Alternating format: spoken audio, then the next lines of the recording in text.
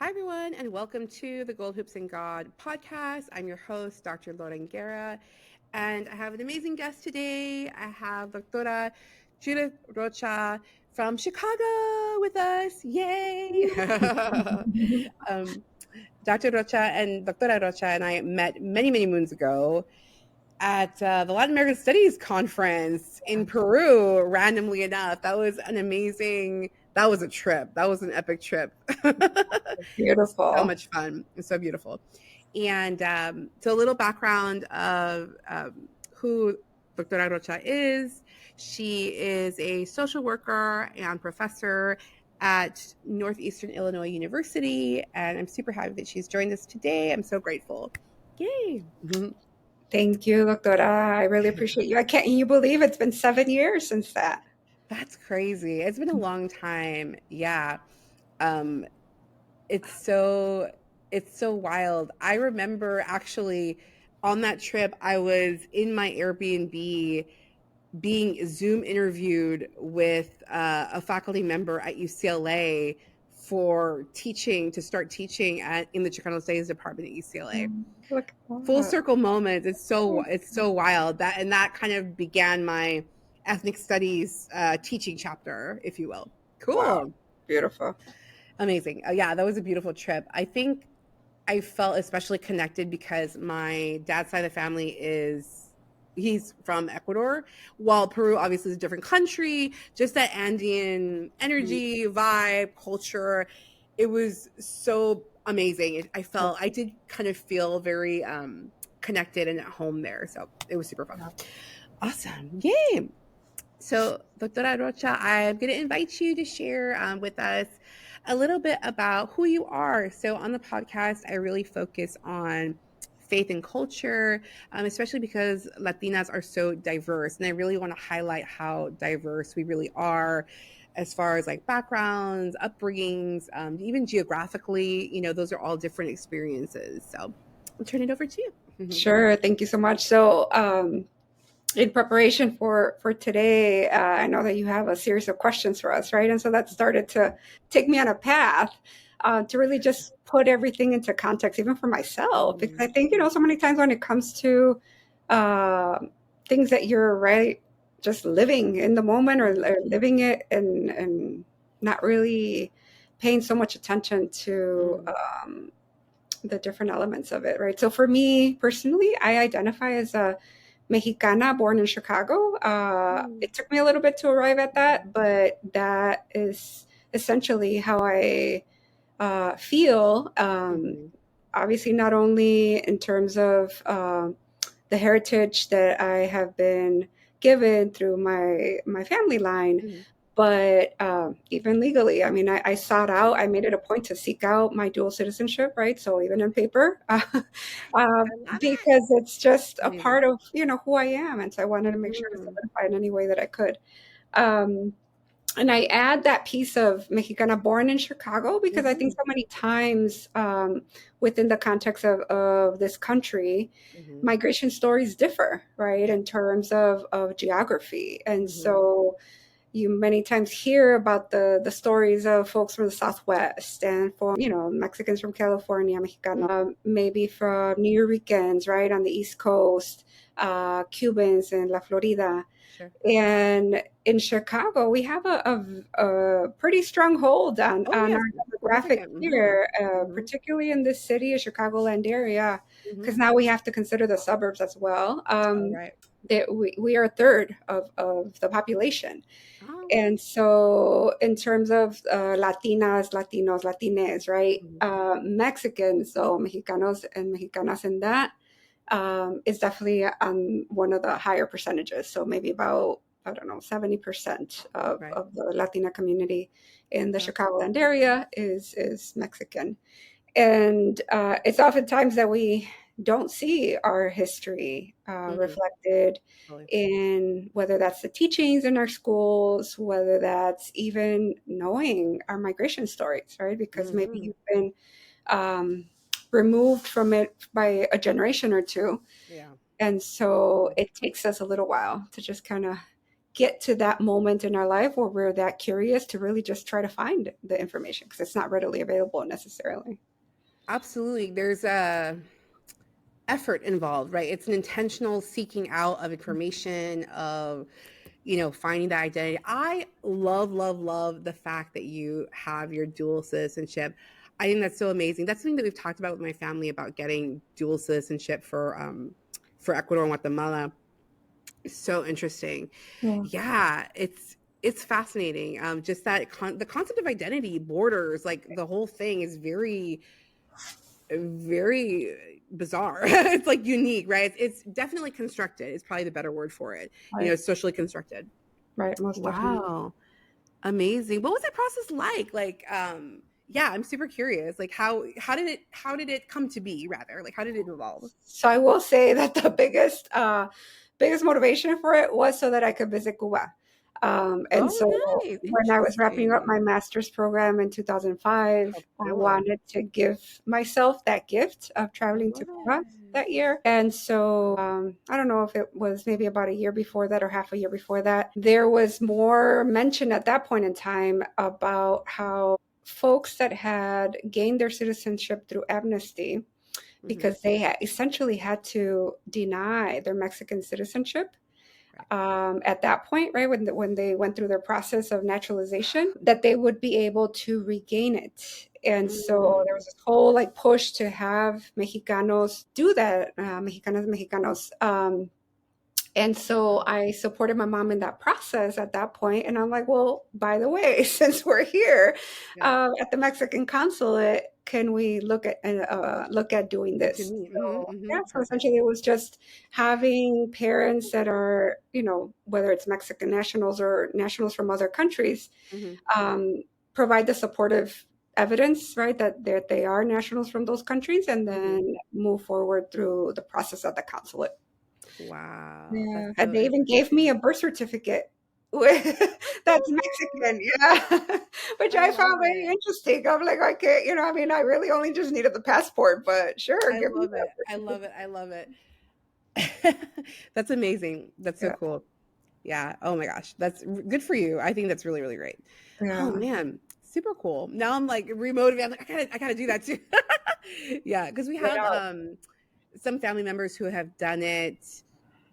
Well, it's ironic. I call them my cousins, but we're not actually blood related. You know how it goes. yeah, yeah, But first time here. yeah, and I mean, granted, they've gone to Ecuador much, much more, regularly, frequently, but it's cool. I think it's so great. I love it. I love that idea. It's so funny. Sometimes I really feel like I'm more likely to move abroad than I am to go to another state in the US. I just have always felt more at home. And I've shared this before. Uh, like living in Spain, which again, that was complicated. I was there for grad school, but it's like, that's the evil, the colonial, right? Like, that's the evil empire. What do you mean you like it there? What do you mean you feel at home there? I'm like, the history is complicated, right? History is complicated. Felt very embraced and way more welcome in Madrid than I ever have felt in other states in the U.S. or even even in Los Angeles. I'm like, oh, I don't know. Interesting.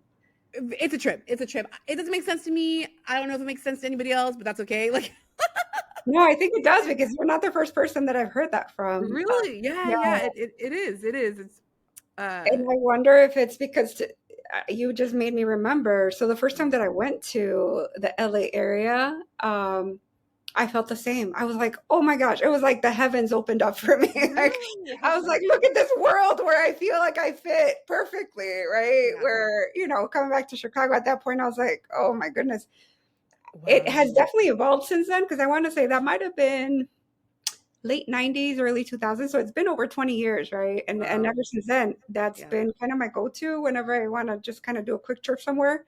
I'll That's head really cool. to Southern California. And now I'm doing more trips to Northern California as well. Oh, But fun. Yeah, the um, Bay Area is the best. I love yeah, it.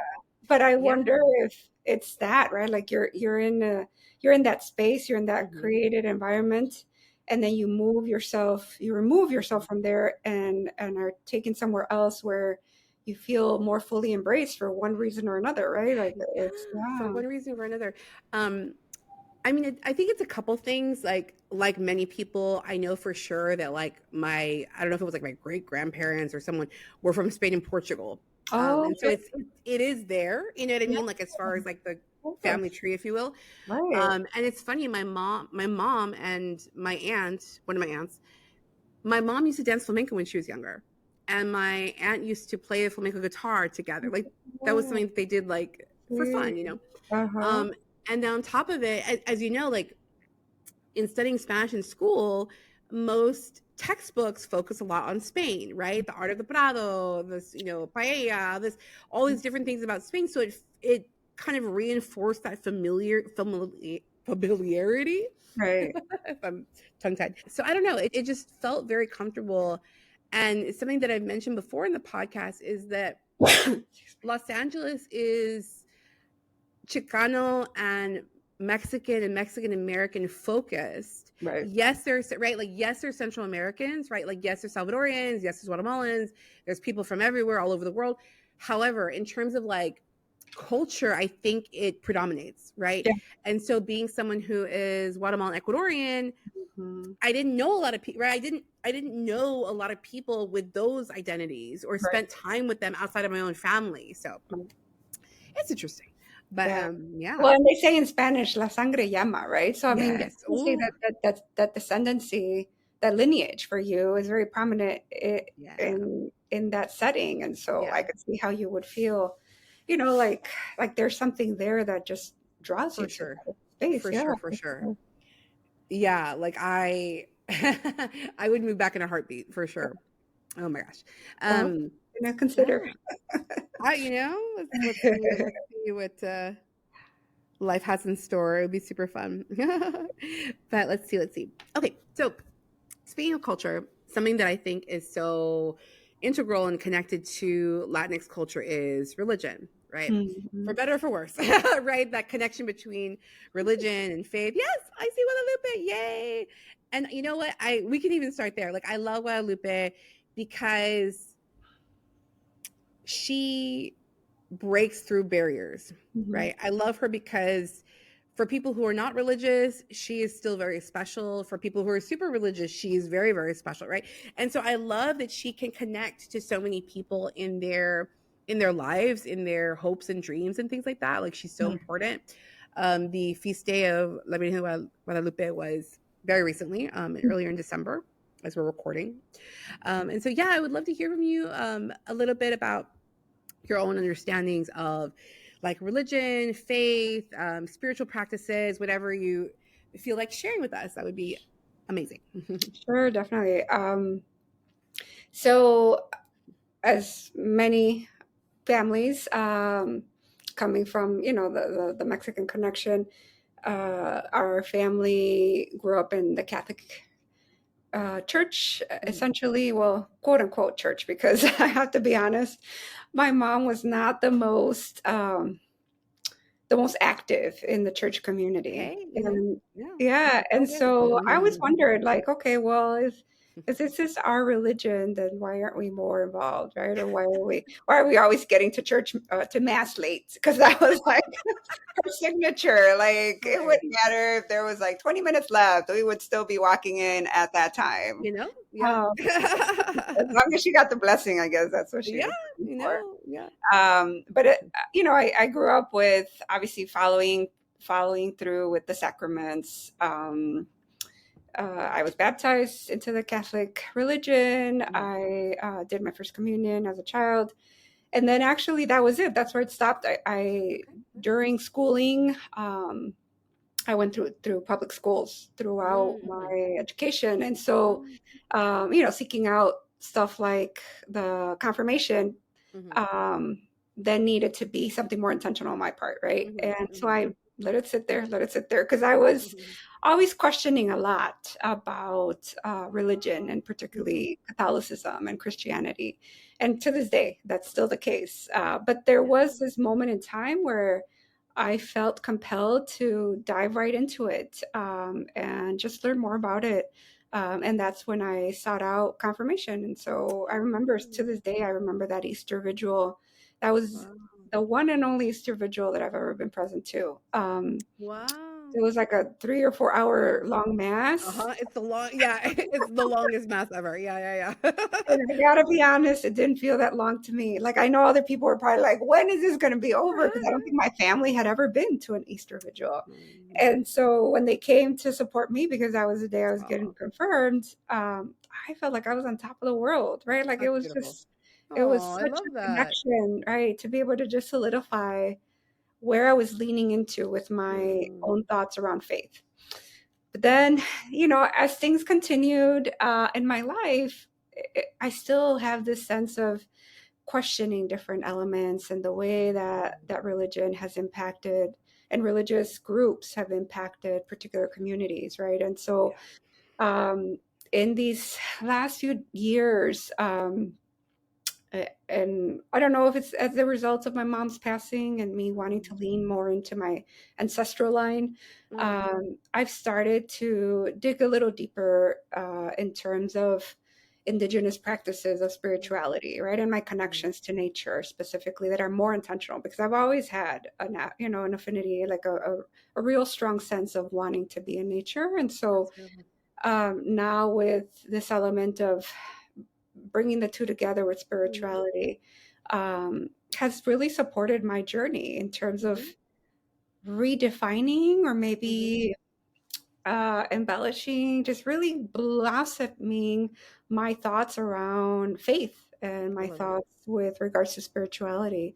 So I've always felt that my life is like this duality, right? Like having been Mm, a daughter of immigrants coming into this country, so learning from mom's lived experience and then essentially walking my own path here because I'm the only one of my siblings that was born in the States.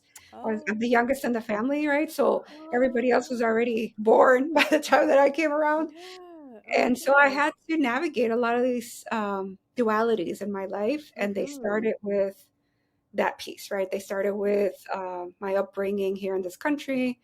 And then it moves into, right, my duality with my sense of connection with language. I Mm, am very much a proponent of you want to at least be bilingual. Like if you could be, multilingual, beautiful, but really emphasizing the need to have uh, la lengua, sí, colonizadora del español, right? But yeah. it really brings a sense of community for me when I'm able to Mm-hmm. surround myself with folks that can share in that language experience. So duality with the language, and then now, right, with this sense of my spirituality and faith, I really see now I'm I find myself at peace when I'm Mm-hmm. able to pray a rosario at a Mm, novena, right? Like that piece is something that really moves me.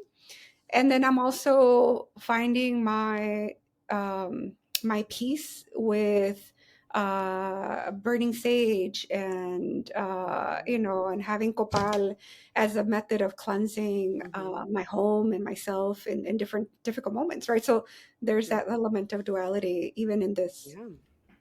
Oh, that's amazing. Thank you so much for sharing. I love that. I love everything that you shared. Yeah, I think it's such a personal journey. I think that everyone goes through their personal journey, be it with religion or with more ancestral practices, things like that. I think that's incredible. Yeah, nature is very powerful. I think a lot of people, myself included, find that connection with nature. Now people talk about like, oh, grounding, I need to like ground, spend time in nature. That's an ancient practice. You know what I mean? We're using new age words, but that is really an ancient practice. Yeah. So for me, I feel most, if we're talking about nature, I feel most like invigorated and blessed being in water, being around water, being at the beach. Like it's really, really powerful. It could be because one of my signs is a water sign. Like my rising sign is a Cancer sign. So it makes sense. Yeah. Oh, and I have a Venus in Pisces. Hello. Yeah. So I have a lot of water. Fire and water are very heavy in my chart. Yeah. But yeah. What's your zodiac sign? I'm super curious as we're talking about I'm this. Aquarius, and I have no idea the other parts. Yeah. Because people are Aquarius. like, "What's it?" And I'm like, I don't know. Yeah. Yeah. It's super fascinating. Like the last couple of years, I've gotten super into tarot. Right, Super into right. tarot and like all things astrology. I love it. Oh, that's so cool. So I'm an Aquarius moon. That's why we click, I girl. would agree. I wouldn't doubt That's it. awesome. That's I super would. cool. But yeah, I really appreciate what you shared. So remind me now, is when you did your confirmation, was it through a parish or like, yeah, oh, cool. That's Yeah. so cool. Yeah, I that love was it. in, I want to say, let me see, 20, maybe like 2011, 2012, somewhere around there. Okay. Yeah. Yeah. And it was a really important Fantastic. moment for me. Absolutely. Yeah. Absolutely. I think that it is especially so because when we make that conscious choice, right? So I'm going to kind of sort of parallel it to, like, for example, when someone chooses to go to college, maybe when they're a little bit older, right? Where it's not because mom and dad made me go to college. It's like, no, I have worked for a long time. I finally am going to commit to getting my education. Paralleled, right? In the sense that it is a conscious choice. It is that empowerment of like, this is important to me. I'm going to go do it. And so I love the fact that you did your confirmation out of your own free will, like you Mhm. chose to go and do that sacred rite. That's super cool. I didn't do my confirmation until I was a freshman in college, so I'm with you. Yeah, Yeah. yeah, Yeah. Definitely another yeah. for Mostly sure. because of bad experiences at my home parish. I was like, oh no. But that's a story for another day. Cool. Oh, and I also wanted to highlight what you mentioned about language. So the topic of language, right? And obviously, like the topic of Spanish is a sensitive one, because I know there's a ton of people that for a lot of reasons, right? The sense of like assimilation, families wanting to fit in and assimilate. They didn't teach their children Spanish. They Right. wouldn't, and also getting in trouble. Kids would get in trouble at school for speaking Spanish, getting in trouble at work for speaking.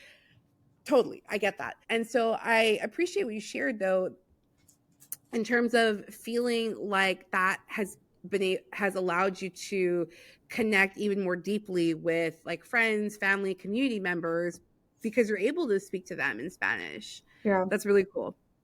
And well, and to your point about, like there's different times in this country where the language piece was very, very much a difficult, would put people in very difficult In danger, situations, yeah. right? And so, like, I think even my name, right? Like Judith Susan, like, where does that come from? But I was born in the, what was it, like mid to late 70s, 77. Mm-hmm. And thinking back, I actually have classmates that I remember like going through grade school, and their names were completely English. And I think it was because of the times, right? Like at that point in time, I remember mom would always, in the early 80s, Yeah. there was always this big fear of like la migra, right? And they could be Oh, anywhere and oh yeah. and be a threat to our communities. And unfortunately, I'm like, is that what this next 4 years are going to be, right? Because um, it's just It's getting to that scary. point again, Yeah. unfortunately, right? Yeah. Yeah. I mean, there's plenty of reason as to why people are nervous. You know, I think that I'm an optimist at heart, and so I'm hoping that good miracles will happen, and things will be okay, as okay as they can be, right? Given everything. But yeah, it's so interesting. So from teaching, you may have noticed this too, from teaching over the years on the roster, right? The Mhm. the choice of names of like, please call me Mike, but then they have a very like for lack of a better word, a very cultural, like ethnic name as is their real name, right? So again, this is a common thing, right? Like, oh, I have my English name or my American name. I notice that a lot with a lot of students, especially I would say especially like Asian American students, Yeah. Asian students. It's very, very, Mhm. very, very common. It's like, oh, I go by Lizzie, but then it's a totally, Mhm. beautiful, like um a totally beautiful name. But I think also because the mispronunciation, Right. people's names get totally like wrecked, and it's sad, and that's the thing is like it's very frustrating because sometimes people will not take the time to try, or they will not take the time to learn how to pronounce it correctly, Mhm. and that's not right. That's not right. Like, be it teachers, bosses, whoever, It's like, oh, I'm going to call you this instead because it's just too hard to call you your real name. No, that's not cool. It's a thing. Unacceptable. Yeah, It's a thing. Yeah. completely. Oh man. Oh my goodness. This is so good. It's so fun talking with you. Thank you. Let's see. Okay. So one of the things I always try to talk about on the podcast, in addition to like culture and faith, is the inner niña, right? So the little girl inside, the inner me, reparenting the inner me, all those kind of things. I think for many of us, especially if we grew up in immigrant families or in general, I feel like most of my friends and colleagues have gone through different kinds, but difficult circumstances. Yeah. By virtue of being immigrants, by virtue of being first generation, second generation, etc. And so I always like to make space and take a moment to ask, like, what advice would you give yourself, like young Doctora Judith, or what advice would you give to young Latinas today in general? Like, what's kind of, yeah, you could approach it either way, but yeah, I would love to know. Sure, definitely. And I don't know if again, back to the some of the questions that you posed to me before this to prepare.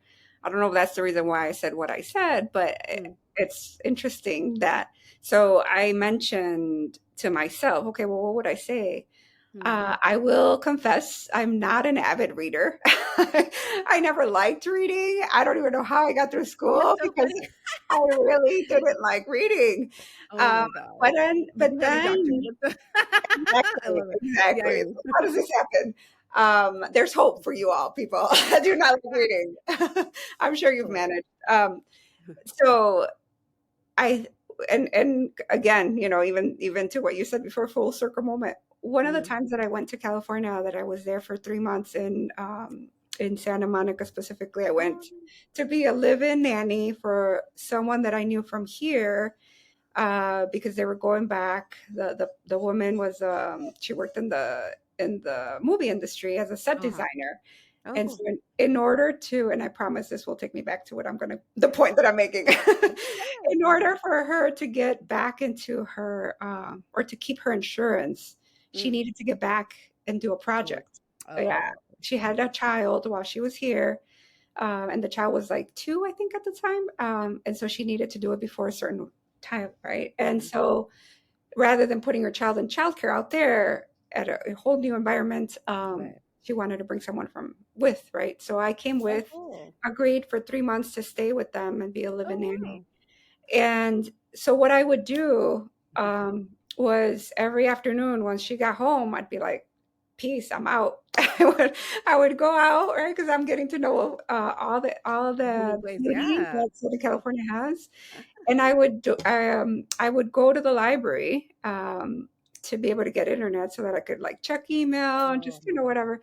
And I remember one of the first times that I walked in, there was a table. And so this was May, because I was there from May to August. It must have been in May at some point.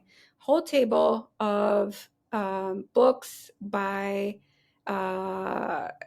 authors that were Latine, right? So it was like folks like Octavio Paz and Isabel Allende and Sandra Cisneros, which is one of the ones I'm going to mention in a bit. So different authors, and speaking to the type of things that I would probably be interested in. So what I ended up doing was I checked out some books, and then I'm like, okay, I do like reading. I think it's just I've never particularly put attention to what I am actually reading, right? So before it was really very much connected to whatever teachers wanted us to read for school assignments. I never really made it a point to like seek out particular novels or even nonfiction stuff, right? That spoke to me. And so that's where my realization came to me, that it's like, no, it's really about the content, right? So my current self would tell my younger self, look for books that are written that you by, like. yeah, that are written by Latinas, that are written by Black women, that are written by, Indigenous folks, Yeah. First Nation people, people of color, right? To be able to feel yourself immersed in the characters and in the storylines, because I Representation. that Yep. piece of right, Representation means everything. Yeah. yeah. So that makes a big difference for I love me, it. in terms of being able to see who I am in this world. And so I remember one of the first books growing up that absolutely loved, and to this day Mhm. still love, is Sandra Cisneros' The House on Mango Street. And Sandra Mhm. Cisneros grew up in Chicago, right? So it was a Yep. Mexicana that was growing up in Chicago, her Yes. own Yes. lived experience. She talks about how her family would drive to Mexico during summers, right? And it was like a Mhm. whole journey, Mhm. and Mhm. it really resonated with me. And so then Yeah. obviously, like, She's that amazing. piece of her is sprinkled throughout her writings, right? Yeah. So Yeah. and coincidentally, today is her 70th birthday. I saw it this morning and I was like, oh my gosh, things just Oh tied my gosh, full circle. I'm telling you. No, it's funny. I was on Instagram earlier and I must have seen the same picture. together. I think I saw the same picture. It was a birthday pose of her celebrating being 70 years old. Amazing. Yeah. Amazing. I love her. And similarly, like I've always loved her books. She is an incredible author. Her and Ana Castillo, I've always enjoyed Mhm. their writing very much. Yeah, and it's so funny. Like, wow, this is kind of wild.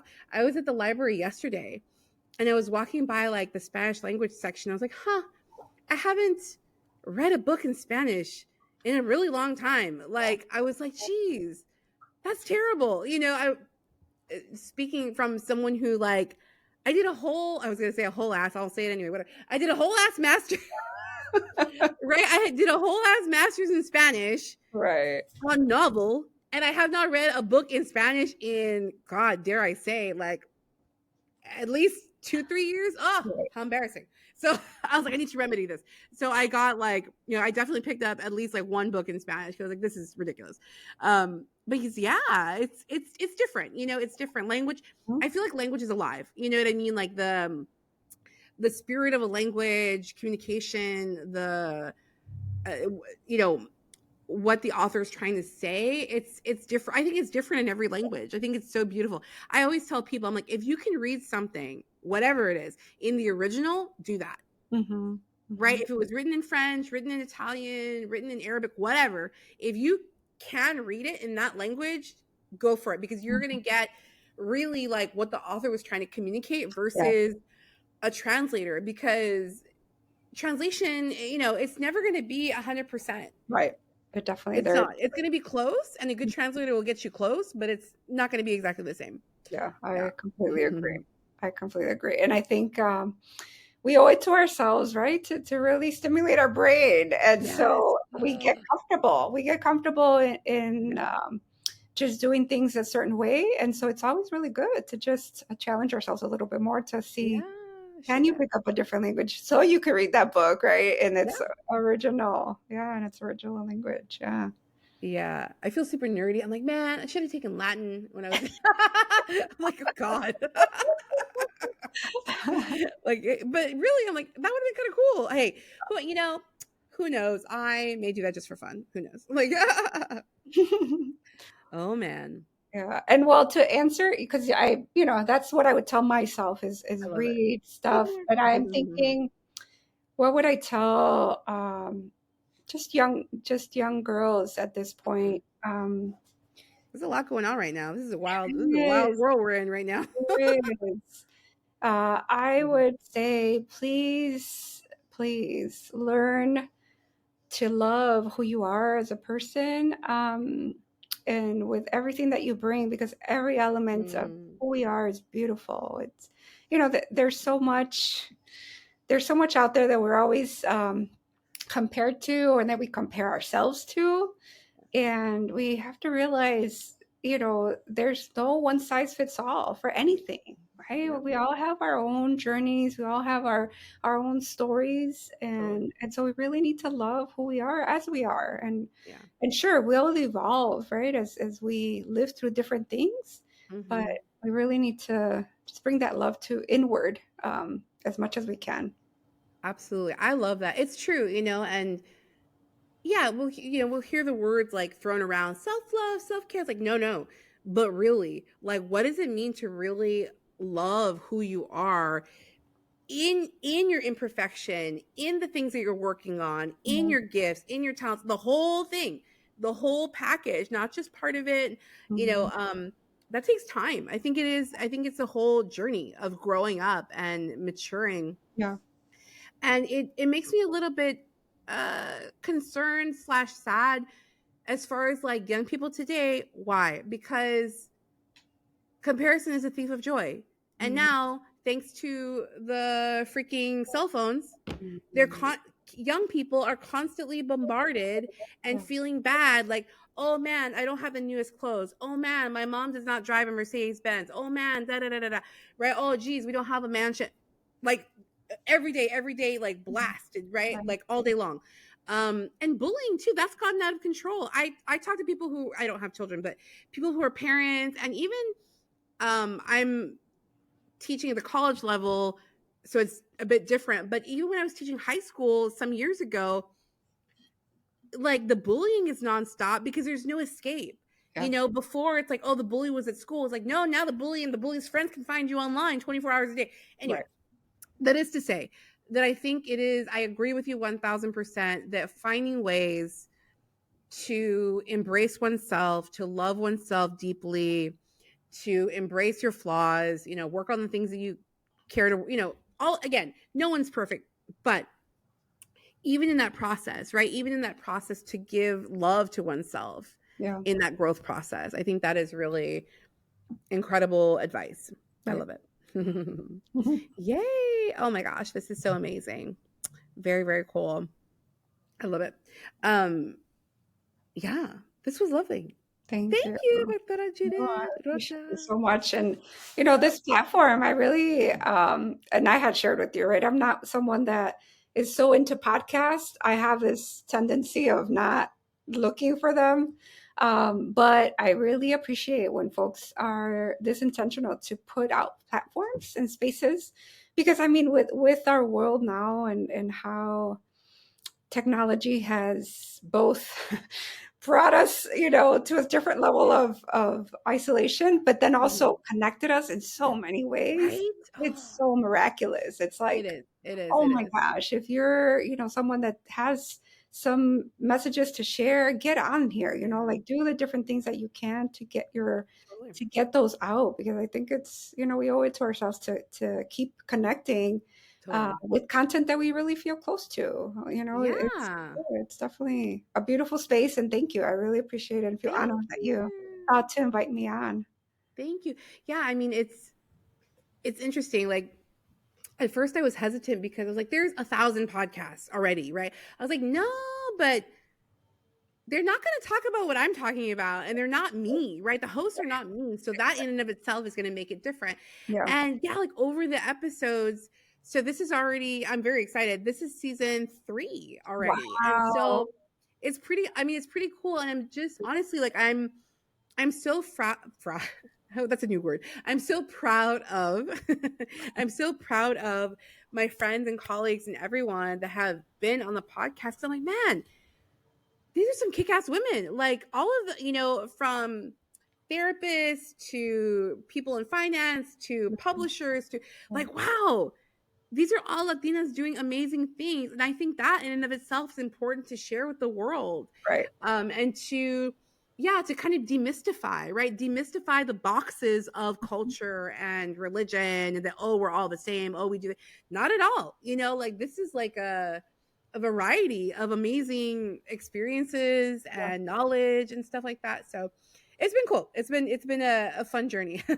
Oh, it's beautiful. And you know what? We talked about the whole representation piece, right? Like, I think it's really important to demystify Mhm. this whole journey to doctorhood, right? Because I always Yes. wonder, like, how do people see me? I'm the Judy that grew up in, a Mexican enclave in Chicago, right? Mm, Grew up in poverty and single mom, right? Like, I think it's really important for us to bring those stories to light and have other folks understand and realize that mhm. we're a community that really wants to be supportive of each other, and Yeah. we don't have to look to, I don't Yeah. know, other things that may not be a part of your life, right? Like Totally. it's yeah. So Totally. Yeah, it is. It's the representation, it's the connection. I mean, pretty much everyone who has been on the show touches in some way on migration or immigration, um, as a part of their story, as a part of their family struggle and things like that. So I think that's also relevant, especially right now, so yeah, it's yeah, good. yeah. Yay! So again, thank you so much, Thank Dr. you. Judith Rocha of Chicagoland. Thank you for Woo-hoo. joining today. For folks who are listening, thank you for listening. Thank you for tuning in. You can find the Gold Hoops and God podcast wherever you listen to podcasts, be it Spotify, iTunes, iHeart, all the places. And there's going to be a video available of the conversation on YouTube. There's also a YouTube channel. So, you can follow me on Instagram at goldhoops_god. Thank you so much. Thank Bye. you. Take Ciao. care.